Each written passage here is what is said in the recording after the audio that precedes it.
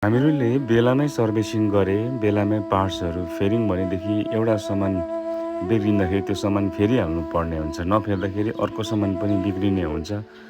So यसैले आज भने चाहिँ यस विषयमा नै भिडियो बनाउन गइरहेको छु र आउनुहोस् तपाईँ हामी मिली हेरौँ के कसो हुनेछ। हामीले बेलामै सर्भिसिङ गर्दा के हुन्छ भन्दाखेरि हाम्रो गाडीको इन्जिनहरू लङ टर्म चलोस् अथवा चल्नुपर्छ भनेर हामी फेर्छौँ नि त। हामीले प्रोपरली टाइममा फेर्यौँ भनेदेखि लङ टर्म चल्छ पनि। मोबिल फेर्दाखेरि गाडीको उमेर बढ्ने हो।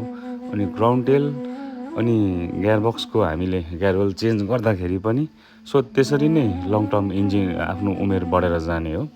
सो त्यसैले गर्दाखेरि गियरबक्स इन्जिनको मात्रै नहेरेर हामीले अन्य अरू पार्ट्सहरू पनि जबकि एउटा बिग्रिँदाखेरि हामीले मेन्टेनेन्स प्रोपरली गरिहालेको चाहिँ बेस्ट हो। त्यसले गर्दाखेरि अर्को पार्ट्स बिगारेर लाँदैन।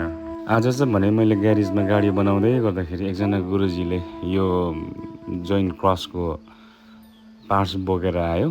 सो त्यसैले गर्दाखेरि सानो भिडियो बनाउनु गइरहेको छु देखेर चाहिँ।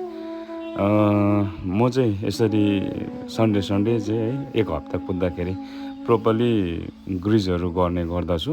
अनि ग्रिज नगर्दाखेरि चाहिँ के हुन्छ कस्तो हुन्छ भन्ने खालको कुरोहरू देखाउनु आइरहेको छु आज चाहिँ मैले भने प्र्याक्टिकली नै।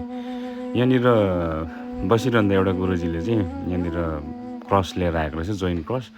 यहाँनिर देख्नु सक्नुहुन्छ एकदम सुक्खा, मैले पक्रेर पनि देखाइरहेको छु, एकदम सुक्खा। यो चाहिँ कुनै दुलोमा ग्रिज पनि छैन, कहीँ पनि छैन।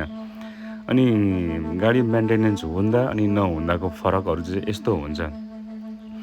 र एउटा सामान बिग्रिँदाखेरि अर्को बिग्रिनुभन्दा अगाडि नै चेन्ज गऱ्यौँ भनेदेखि एउटा चिज मात्रै बिग्रिन्छ।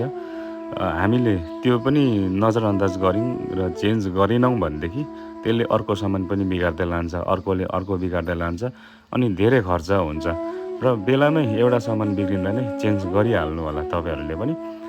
अनि हाम्रो गुरुजीहरूले जतिजनाले पनि गाडी चलाउनु मात्रै जान्दछ, मेन्टेनेन्स यसरी ग्रिज गर्नु अल्छी मान्छ भनेदेखि यहाँनिर हेर्नुपर्ने कुरा, यहाँनिर चाहिँ अब बिग्रिनु मात्रै नभएर बिग्रिसकेर चाहिँ यो बिग्रेको पार्ट्सलाई निकाल्नुको लागि चाहिँ 10 केजीको हम्बरले चाहिँ भएको नभएको बल लगाएर चाहिँ हान्नु परिरहेको छ।